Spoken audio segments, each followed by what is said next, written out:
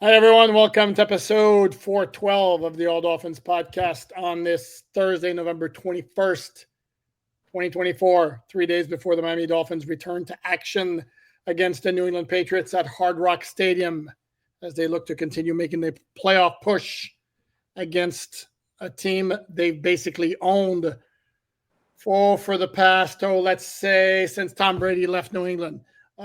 To discuss all that, meaning the news of the day, Tua's play, the idea of Mike McDaniel and messages, and the dominance over the Patriots. Joined again by Chris Perkins from the South Florida Sun Sentinel, who I saw only a couple of hours ago. Perk, we got to stop meeting like this. I know, man. But hey, here's the good news, man. Here's how you know that football season is getting serious. It's getting cold, baby. The 50s tonight in South Florida. Here we go. Here we go, baby. Here we go. Yeah, I think watching practice today was like the first day I remember this year was like it was nice and comfortable. It wasn't like a sauna where we had to look for the shade, you know? Yeah. And then Alec Ingold's homecoming, Green Bay, is right around the corner. But do not ask Ingold about that game. He's focused on the Patriots. Assuming he plays. Yes. I wonder. By the way, in case anybody's wondering about Ingold and his homecomings, because he went to the University of Wisconsin. He didn't play for the Packers. He played for the Las Vegas Raiders. He missed the game against his former team on Sunday. Let's start with the injury report, I guess, would be the first thing to do. And there's nothing dramatically surprising on that injury report. Calais Campbell giving a lot of rest these days, back-to-back days this week. Again, for me, the way he's balling, let him rest every day of the week if he's going to play the way he's been playing on Sundays. Correct. And that goes for him and Armstead and I guess that's probably the list, right? Maybe OBJ, but that's probably the list. Him and Teron and Calais, give them as much rest as they need. Matter of fact, I would go out on a limb and say that Teron has probably already practiced for the last time in his NFL career. If this is his last season, I don't see Teron's usually off on Wednesday. He'll practice on Thursday. Friday is a glorified walkthrough. Saturday is an actual walkthrough. Monday is a walkthrough. There's only one day to practice for him. That's on Thursday. I bet he doesn't practice again for the rest of the season. And there's no problem with that. Number one tackle in the league. No, it wouldn't be a shocker. We should point out, however, though, he's on the injury list not because of rest, the way Calais Campbell is. He's on because he's got a knee issue. And again, with Armstead, yes, I know it's always one injury after another. But again, bottom line is when the guy's in the lineup, he's a dude. And it was interesting. The coordinator spoke Thursday morning before practice, and Frank Smith was asked about the development of Teron Armstead because he was with the New Orleans Saints. Frank Smith was when the Saints drafted Teron Armstead out of Arkansas Pine Bluff in the 4th round. And Smith told us that basically even then you could tell, obviously he ran a stupid combine time for an offensive tackle. Stupid isn't great. And then you could see the willingness and the desire to learn that this guy was going to be a player, and he has been a player. I mean, the guy's a great tackle and just had a run of bad luck with injuries. Back to the injury report, Kendall Fuller, not Jordan Fuller, Kendall Fuller. Like the inside joke. Yes, again.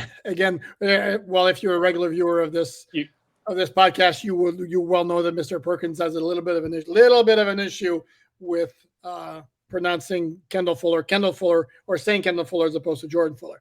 Anyway, he didn't practice again. This is not surprising. I'd go so far as to say it would be surprising if he played next week as well, because it's a short week. So my guess is, again, it'll be like 4 games out for Kendall Fuller. And with concussions, they're all different. Last thing you're going to want to do is rush anything. Dolphins had 5 players who were limited, including the aforementioned Alec Ingold with a calf injury. Robert Jones has a knee/groin injury. We all have knees. Benito Jones has a shoulder injury, limited. Jordan Poyer, who was given a day of rest on Wednesday, practice, but limited on Thursday. And finally, is Isaiah Wynn with the quad knee, still on reserve PUP. Don't know if he's going to be activated for this game, But Butch Barry, the offensive line coach, who along with Austin Clark, the D-line coach, joined the coordinators in speaking, had a pretty revealing comment, very interesting comment to me that I don't know, got my ears like standing up very quickly when he said this. And there was a question, has Robert Jones done enough at left guard for him to continue to be the starter once Isaiah Wynn returns? And without hesitation, he said, absolutely. I agree.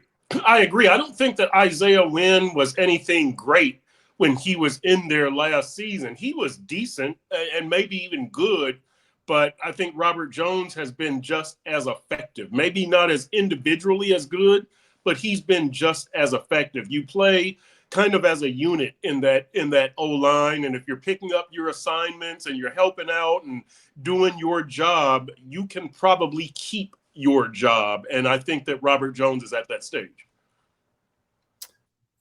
Fair enough. And then I think the other part of the issue is, again, is, and we've discussed this before, the guy didn't practice for more than a year. Right. To expect Isaiah Wynn to come in and be really sharp right away is crazy.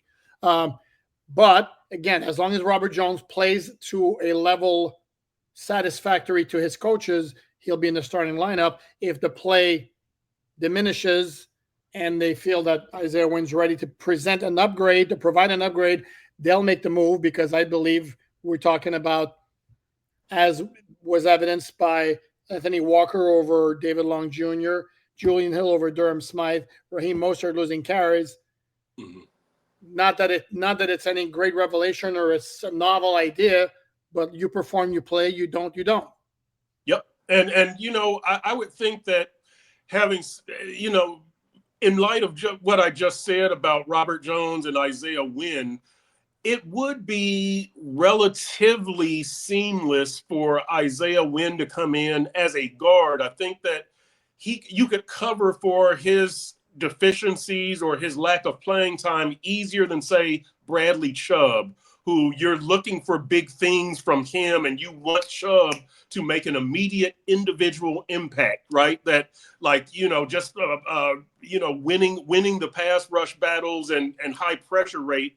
That's probably not enough for Chubb, who, you traded a first-round pick for. He's costing you $21 million on the salary cap, and he is a difference maker. You expect him to make a difference. Isaiah Wynn, as a guard, you just expect him to get in there and, do a decent job, get a letter grade of C. Bradley Chubb has to be a difference maker. And so Chubb coming in there with no training camp and no practice, I think that's a bigger ask than Isaiah Wynn doing it. That's fair. And also the nature of the position is basically, on the offensive line, generally speaking, is don't do anything to get yourself noticed. Yep. Easy whiff on a block, or commit a penalty. At the edge defender position, you better get noticed. Yes. If you don't get noticed as an edge defender, you're not doing your job. And speaking of that, we are noticing more and more Chop Robinson every week. Yes. The sack numbers aren't there. He didn't have a sack against the Raiders, but he was in Gardner Minshew's grill on a regular basis. And this has been coming. And obviously this is going to help down the stretch if the Dolphins are to make that playoff push, which I will maintain absolutely is a possibility.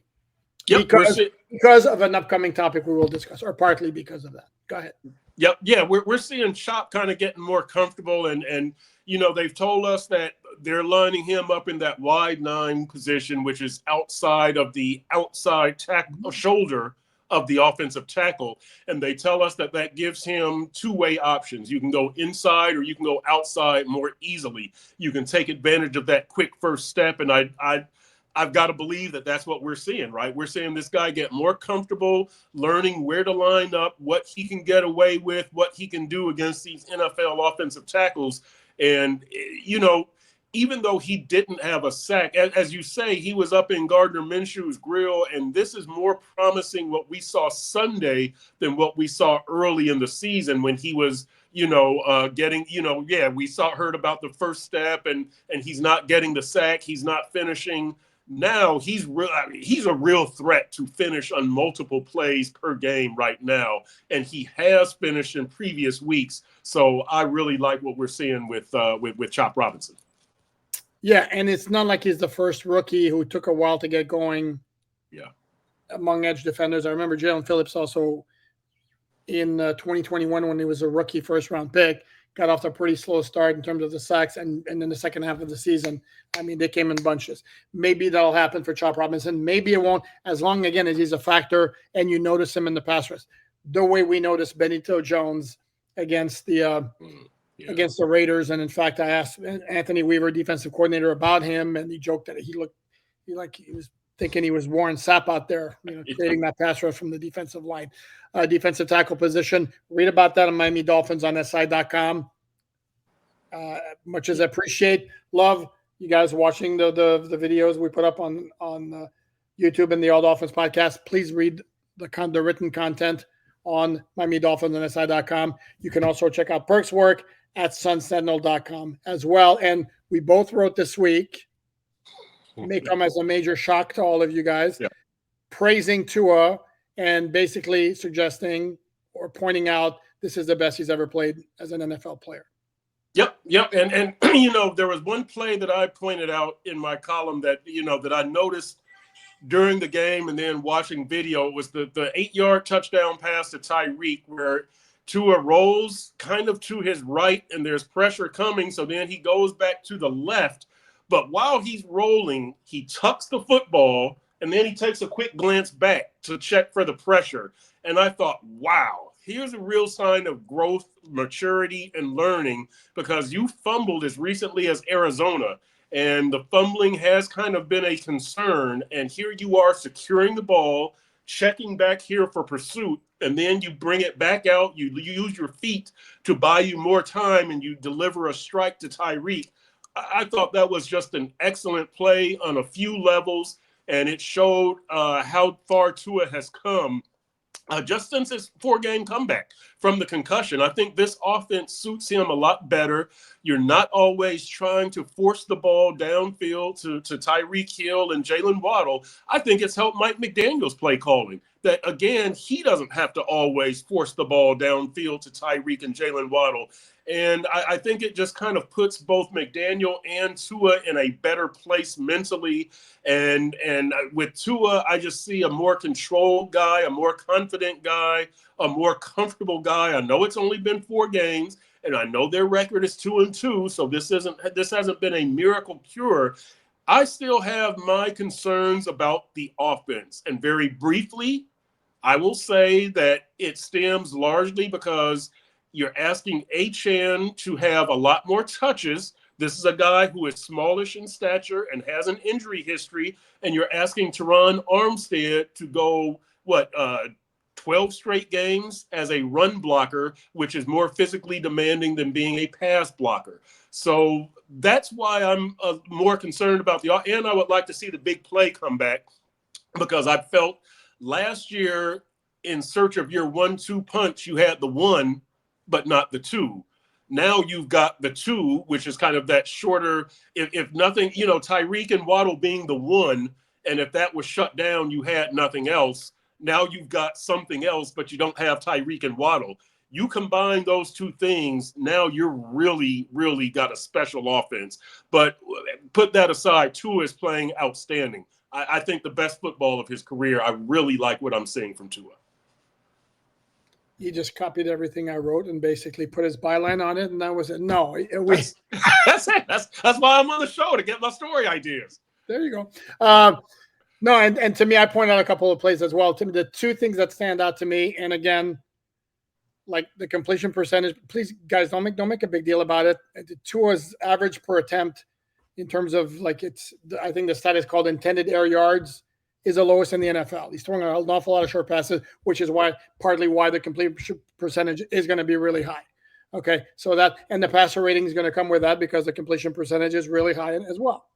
The 2 areas where there's really, to me, I've seen like a major difference is, number 1 is making plays off schedule when he's maneuvering around the pocket, which he had done before at certain points, never to the degree he's done it the past 4 weeks. And then the other thing is, and why the Dolphins offense has been successful the past 4 games, and it's going to be awfully difficult to maintain it at this level, is the 3rd down conversion rate. Yes. I mean, they have been lights out, and I had that in my column on Miami Dolphins on SI.com. the past 4 games, the Dolphins are converting at a 60% clip on third down. To give you an idea of how good that is, the current leader for the season is at 51.9. That's the Kansas City Chiefs. So we're talking lights out as far as converting on third down. That, like I said, that's going to get a little bit more complicated if the Dolphins maintain that pace. I mean, it should succeed against any defense. That includes Green Bay, that includes Houston, that includes San Francisco. Yep. And I'll tell you this, Poop. Go ahead. If you're not finished, go ahead. I'll tell you my quote of the day today was when Tyreek was speaking, and I'm trying to find the quote, but I can't to get it right. But he was asked about Tua and you know what he sees in the new Tua, and his quote was something to the effect of, "What I like is he's not as fat anymore, and so he's more mobile." And so it's typical Tyreek, you know, Tyreek just delivering, baby, just delivering. But yeah, the agility, you know, the lost weight. I go back to the Jalen Waddle quote from training camp. I miss chubby Tua. You know, the losing the weight appears to have had a direct difference as far as either, I don't know if it's confidence wise or actual, you know, off schedule plays and buying time with your feet. But I do think that the weight loss has made a difference, whether it's, you know, tangible or intangible. I think that's made a difference. No, it's tangible. And we could see it from the start of the summer. Yep. He was just moving around better. Yes. I mean, there was never any question. And then you figure, okay, that's going to come in handy. No, without question. Next topic. The Dolphins are going to be facing the Patriots. They have owned the Patriots in recent years. And we're going to keep hearing, and it just keeps coming up. And I'm looking for my sheet here where I had it coming up and up and up. 2-6-0 against the Patriots. That's absolutely awesome because it means the Dolphins are 6-0 against the Patriots when Tua starts. This is not, you know me, I'm not a QB one loss stat kind of guy. Yep. Because in those 6 games, if we're going to be honest about it, Tua was a major factor maybe in 2 of them. Certainly the game at Hard Rock Stadium last year, but the other games, there was one game the Dolphins rushed for 235 yards. Another game they got 2 defensive touchdowns. Yep. Another game they got bailed out by Xavier Howard recovering a fumble inside the 10-yard line with 3 minutes left. So it's way beyond Tua. Number one, the running game really has been effective against New England a lot of times, including in Week 5 this year when the Dolphins won with Snoop Huntley at quarterback and they rushed, what was it that day, 188 yards or something? Yeah. So yeah. And then the other factor that absolutely cannot be dismissed, the Dolphins are, what was it? I saw 7-2 since Tom Brady left New England against Cam Newton, Mac Jones, and Jacoby Brissett. That's right. And we're not talking prime Cam Newton either. So again, so this is where now we got maybe the start of something new because they have Drake May at quarterback. And while he's certainly got a lot of room to grow, Ben Volen, good friend of the show, was on the All Dolphins podcast earlier this week on Behind Enemy Lines, and he's not a gusher, and he was absolutely ranting and raving about how good Drake May has looked. Yeah, I think that they have some promise there, or some potential, I should say. Drake May is full of promise and full of hope and full of optimism for that organization, and so I don't know what his long-term future is because the sample size is so small at this point. I will say this. I like what the Dolphins have showed us in the pass rush department. And last week, I thought that there were some really good snapshots of being able to keep the quarterback corralled. Now, granted, it was Gardner Minshew. It wasn't, you know, Josh Allen or Kyler Murray or Drake May. But on the Ogba sack, we saw Ogba on the lined up opposite the right tackle. He's bringing in pursuit from that side. We see Calais Campbell over the left tackle. He's bringing in pursuit from that side. And right up the middle, there's Zach Sealer holding off a double team. And you've really got this quarterback, you know, pinned in. There's nowhere for him to go. The only next step is to push that pocket back into his lap, which they have done at times. But just talking about Drake May and the success against the Patriots, I think this pass rush is going to be a major point of emphasis here. You want to shut down the run, Ramondre Stevens, and make them a one-dimensional team, and then you put that pass rush on them. And we know from when they played, who was the rookie quarterback that they faced earlier? Was there a rookie quarterback when Anthony Weaver said you want to bring pressure and make them think? Anthony Richardson, maybe just a young quarterback. I think it was Anthony Richardson, a young quarterback, not a rookie. And he said you want to kind of bring some blitzes and see how he reacts. And that's against a mobile quarterback. I would expect that that's probably going to be the game plan early here, that you bring some blitzes and see what Drake May does. And then that kind of dictates the rest of the game. Are you going to continue to blitz, or are you going to kind of back off? But I would expect that that's what we'll see early. Okay, we're going to wrap it up. Shorter edition than we normally do. I will say this, though. I still do expect the Dolphins. This is a game the Dolphins logically should win. The offense is humming. It's not your dad's New England defense or your uncle's New England defense. It's been spotty, so I think the Dolphins are going to score a lot of points. I do have more of a concern for the defense than I did in Week 5 when it was Jacoby Brissett that they were facing, with all due respect to Jacoby Brissett. So we shall see how that plays out. That's going to wrap it up for today. Perk, thank you as always, my friend. We will see you tomorrow. For everyone, thanks for watching. Please like, subscribe, share all that good stuff, and we will be back tomorrow. Thanks, everyone.